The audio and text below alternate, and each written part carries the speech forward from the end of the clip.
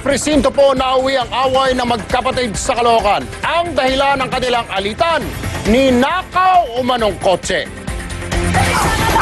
Ano yun?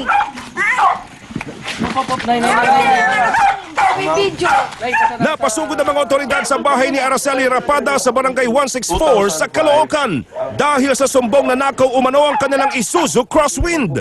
Bagamat naglabas ng papeles, napilitan pa rin sumama si Rapada at kanyang asawa sa presinto. Doon nila nakaharap ang complainant, ang mismong kapatid ni Araceli na si Beatriz Rubio. Kwento ni Beatriz, hiniram ng kanyang kapatid ang sasakyan pero hindi na ito ibinalik. Hiniram niya yung susi at ang nanay ko daw dadalhin daw sa ospital. Ngayon, Sagot ni Araceli, binili na ng kanilang ina ang sasakyan at ibinigay sa kanya. Pineke nila. Nauubos daw ang pera ni nanay sa kanila. Sila ang nagdala ng sasakyan, ipinark na lang basta yung sasakyan sa tapat namin together with the susi. Nang suriin ang certificate of registration ng sasakyan na hawak ni Araceli, nadiskobring dinoktor pala ito. Kaya naman, inimpound muna sa presinto ng Caloocan ang pinagtatalo ng SUV habang nagpapatuloy ang investigasyon sa kaso. balik na lang yung sasakyan sa... Dapat kasi pinag-uusapan yung ganyan mga bagay-bagay, ha? At hindi na dapat umaabot pa sa presinto yan. Ang importante ay communication. Ika nga. Ultimo, mga kriminal sa kalsada, hindi aatrasan ng fixer ng bayan na si John Sabayton. Ang solusyon niya sa problema ng kababaihang laging kabado sa lansangan, lalo na kung 10 oras na ng gabi. Kung umuwi, self-defense, ang suntok, tadyak at malibag lessons, heto na sa ano ang problema mo.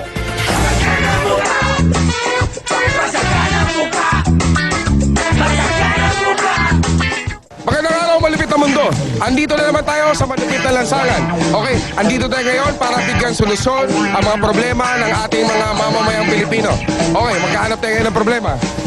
Okay, ito si Sir. Magandang araw, Sir. Ito, mukhang may nakikita akong mga estudyante. Talawin natin sila. Magandang araw sa inyo. Ano ang problema nyo? Pera. Hey, hindi natin mabibigyan ng solusyon yan, pera. Okay, kayo, Sir. Ano mga problema nyo? Pag-aaral. Di mag-aaral ka mabuti. Okay, ikaw ate, anong problema mo? Paano ko po yung solusyonan yung problema ko pa naglalakad ng gabi?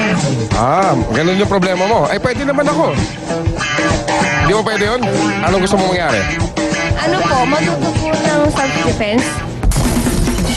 Dito sa kung anong problema mo, ang solusyon kay Sabayton. Okay, sandali lang, may tatawagin ako ngayon. Okay, SPO3 Advento, si Ems mo, ang ating estudyante.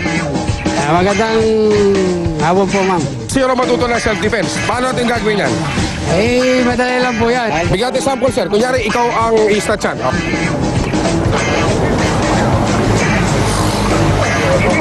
Ibig sabihin, mabilis ka. Mabilis. Kunyari, ikaw naman.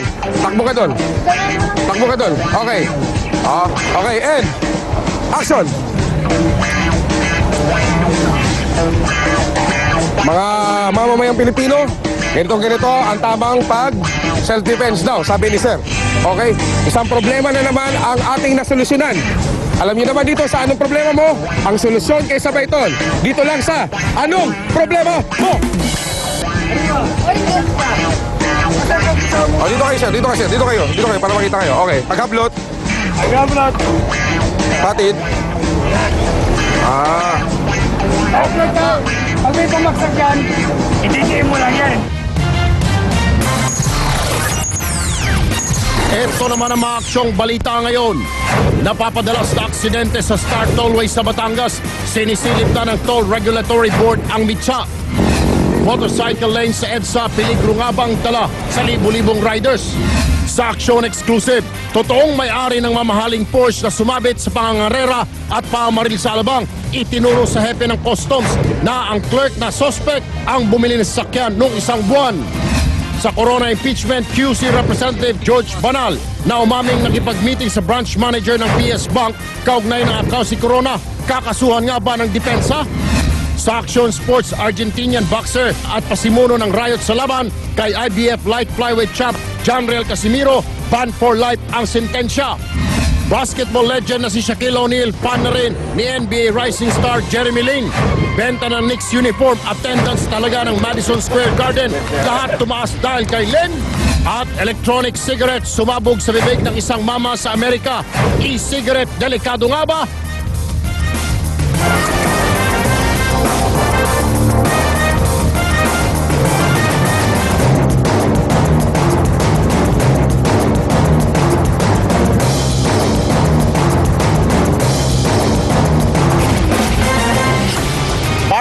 mga kapatid, lalo na sa mga kapatid po nating nais na itigil ang kanilang paninigarilyo, which is good ho yan. At ang ginagawa ng ilan partner ay pinapalitan nila ng electronic cigarette. Yung ika nga ay may baterya at umuusok din, pero walang nicotine ha. Para ika nga ay humabahaba ang buhay nila. Malayo sa ika nga ay cancer of the lungs. Pero baka naman madali ang buhay ninyo. Dahil, partner, Dahil Erwin, sa isang insidente sa Amerika ang kinagigiliwang e-cigarette delikado raw. Zai Feniza, ikwento mo. Dating chain smoker si Janjan, pero gusto na raw niyang tanggalin ang mabahong amoy ng yosi sa katawan, kaya electronic cigarette na lang ang ginagamit niya. Bukod sa masarap pang lasa, mabango pa raw ang usok nito. Para sa akin, mas safe to kasi for chemicals lang siya. Good chemicals. I-charge lang ang e-cigarette na parang cellphone, pwede nang panghit-hit buga ng 1 linggo. Yun nga lang, delikado rin pala ito. Sa report ng Reuters, isang lalaki sa Pensacola, Florida, ang nabungal at natapyasan ng dila matapos sumabog ang hinihit na e-cigarette.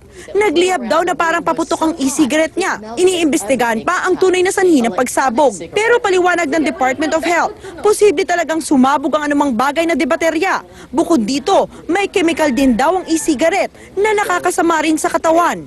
Hindi sinasabi sa authorities ng e-nicotine manufacturer kung ano pa chemicals ang laman ng kanilang e-cigarette. Pero di pa rin natatakot ang ilang parokyano gaya ni Janjan. Mas maganda talaga tong electronic cigarette.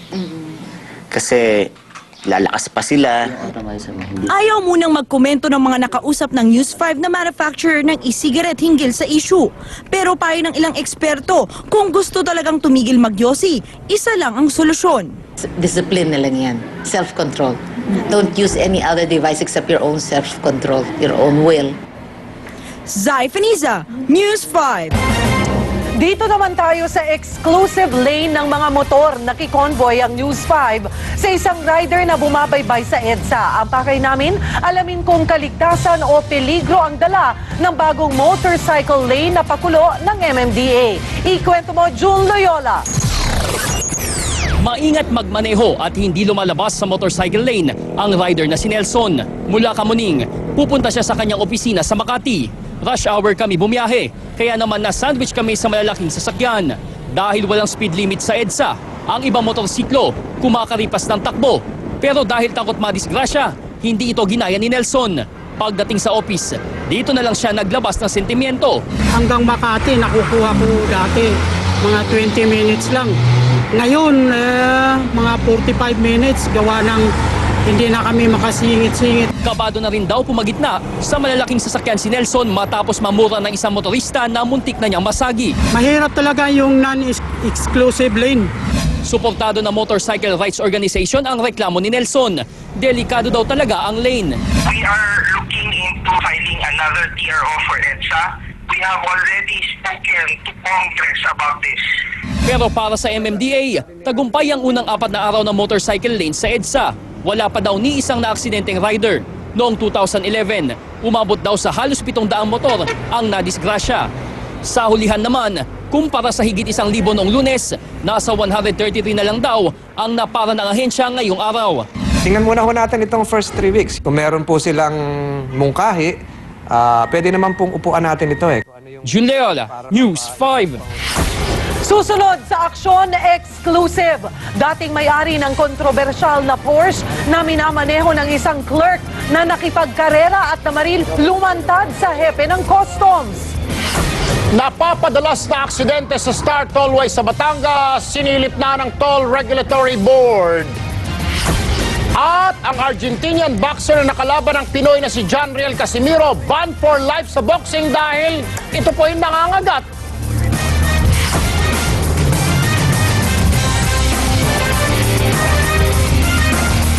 Ang halaga ng piso nyo ay hatid ng Cebuana Luolier. Pero sigurado ka, ipa Cebuana!